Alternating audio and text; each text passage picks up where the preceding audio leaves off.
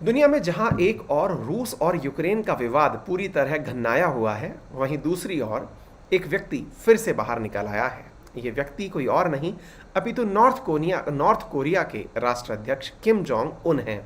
इन्होंने दुनिया को हाल ही में चौंका दिया है। चौंकाया इसलिए है क्योंकि इनके द्वारा हाल ही में अपनी ही एक ऐसी मिसाइल का परीक्षण किया गया जो कि एक कॉन्टिनेंट से दूसरी कॉन्टिनेंट तक मार लगा सकती है।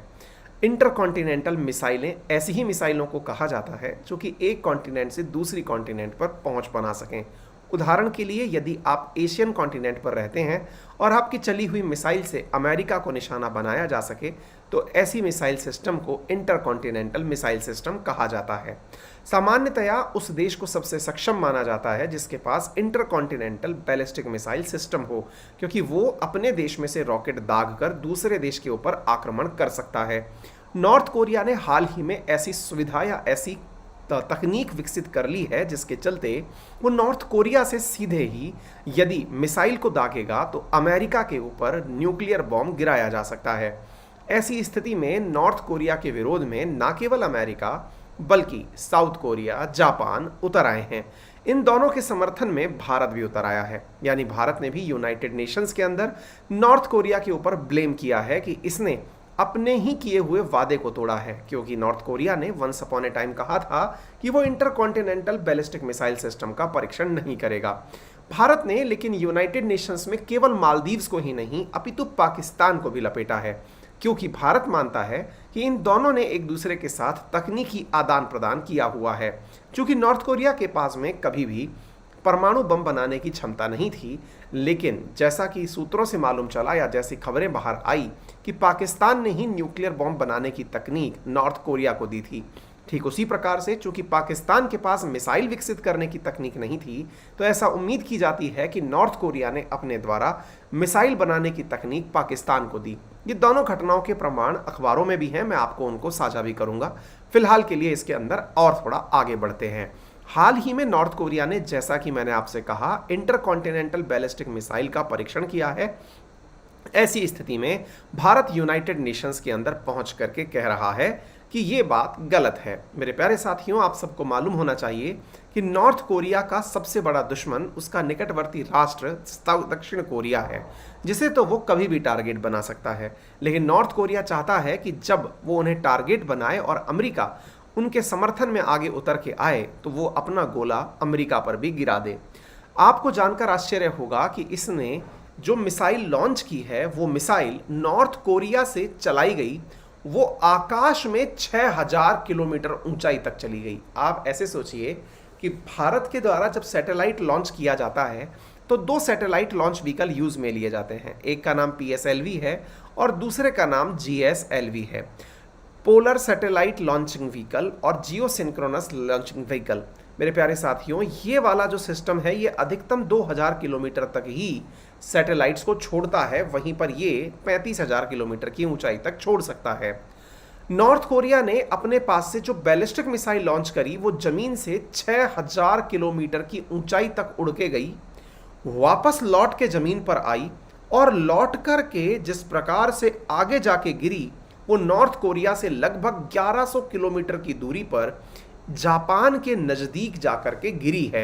यानी कि सी ऑफ जापान में जाकर के मिसाइल गिरी। यानी कि दोनों कैलकुलेशंस को अगर एक साथ ले लिया जाए तो 6000 किलोमीटर तो ऊपर गई, 1100 किलोमीटर लंबाई में गई। यानी कि मिसाइल जब चली तो कुछ इस प्रकार से उड़ करके गई। यानी कि आप ऐसे समझिए कि यहां से चलाई गई मिसाइल तो ये पहले आकाश में गई और उड़ करके फिर इस प्रकार से आई। ठीक है ना? तो उम्मीद है कि आप इस बात को इधर से समझने का प्रयास करें। यानी कि एक तरह से ये मिसाइल सिस्टम यूं जाके ऊपर से फिर नीचे आया है। यानी कि 6K के ऊपर तो ये यूं गया और फिर जमीन पर लौट करके नीचे आया है, और जमीन में इन दोनों के बीच की जो दूरी है वो लगभग 1100 किलोमीटर के आसपास की देखी गई है। ये अपने आप में एक बहुत बड़ा चुनौतीपूर्ण कार्य इन्होंने किया है। इस पूरे 7000 किलोमीटर की गति को दूर करने में या दूरी को तय करने में इस मिसाइल को लगभग 71 मिनट का समय लगा। ये पूरी दुनिया ने देखा। आइए मैं आपको इसका बारे में भारत के द्वारा SN तिरुमूर्ति जी के द्वारा दिया गया बयान, उसके बाद में अब मैं आपको दिखाता हूं कि किस प्रकार से एकदम फिल्मी स्टाइल में सलमान खान स्टाइल में किम जोंग उन जो है वो अपने मिसाइल परीक्षण से पहले आ रहे हैं, यानी कि फुल फोटो शूट चल रहा है। अब आप इस वीडियो का प्रॉपर आनंद लीजिए।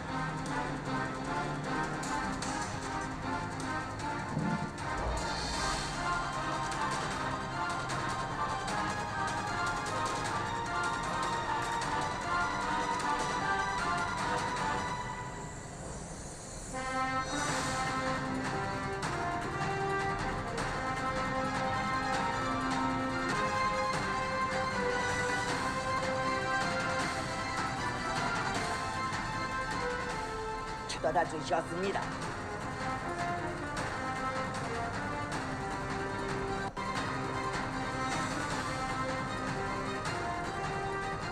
시험팔 국방과학연구 부문의 지도 간부들과 함께 발사 종합 지휘소를 차지하시자 발사 진지와 시험 관측 기술 조사들 관련 시험 연구소들의 대륙간 탄도미사일 화성포 17형 시험 발사를 위한 전투 정보가 울렸습니다.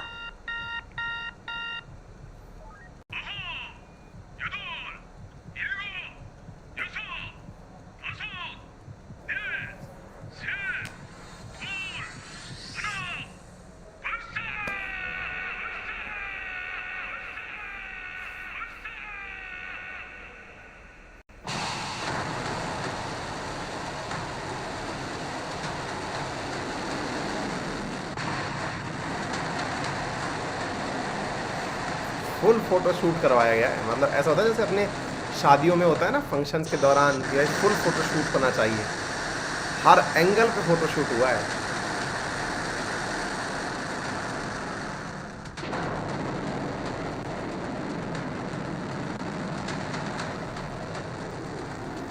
वाकई में इसके ऊपर फिल्म बननी चाहिए।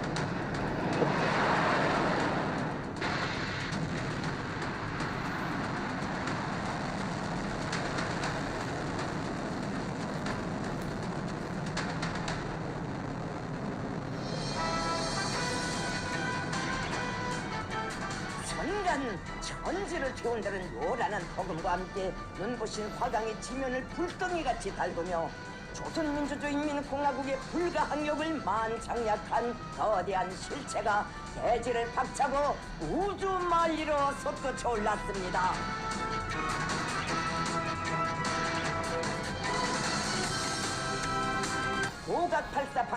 होपफुली आप सबने देख लिया होगा कि भाई ने मिसाइल तो ठीक ठाक बनाई है, बकायदा प्रॉपर तरीके से उड़ के गई है। और इस पूरे घटनाक्रम को होने के अंदर 4052 सेकंड का समय लगा है।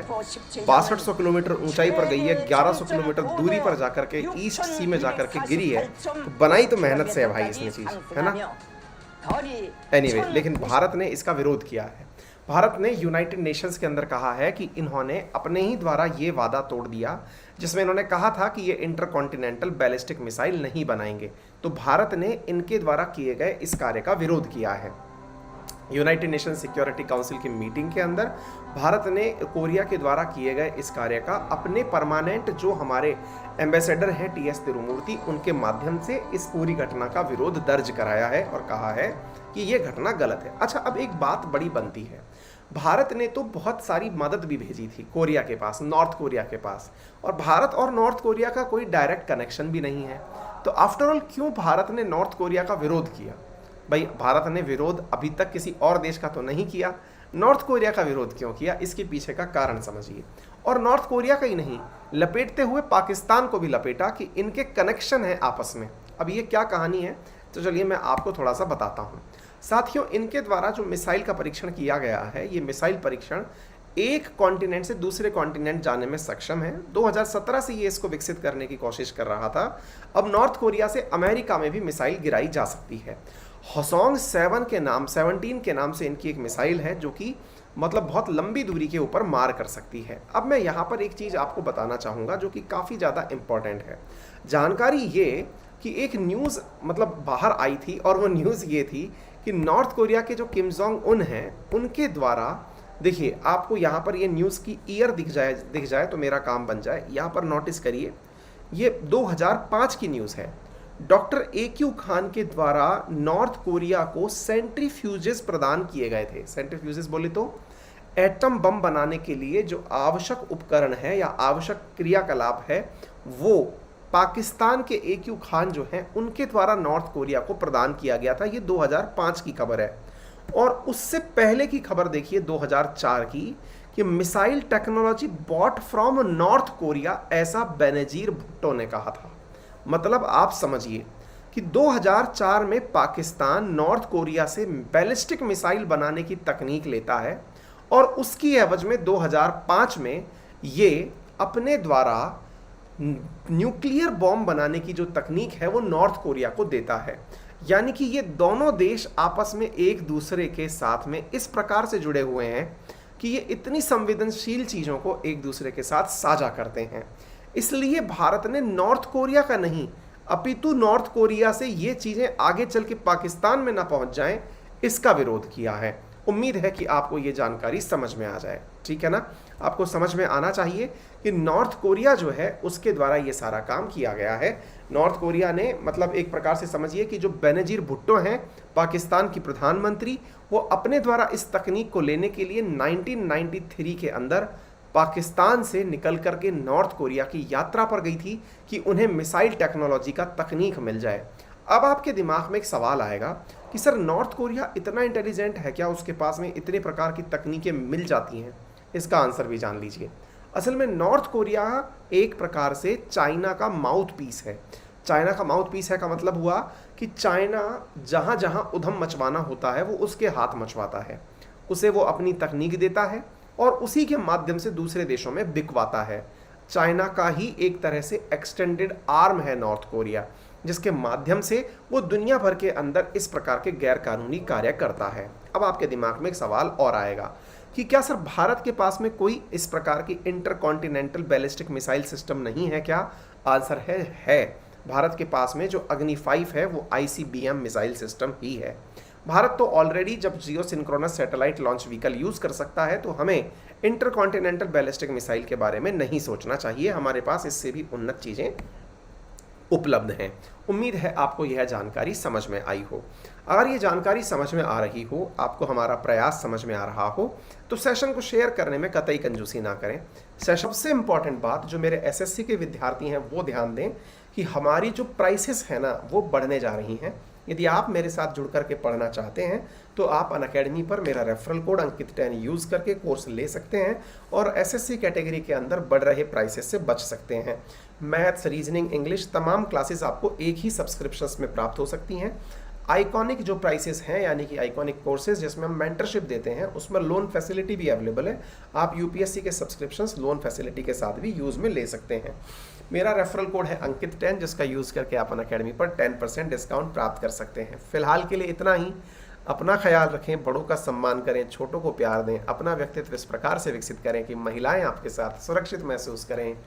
धन्यवाद।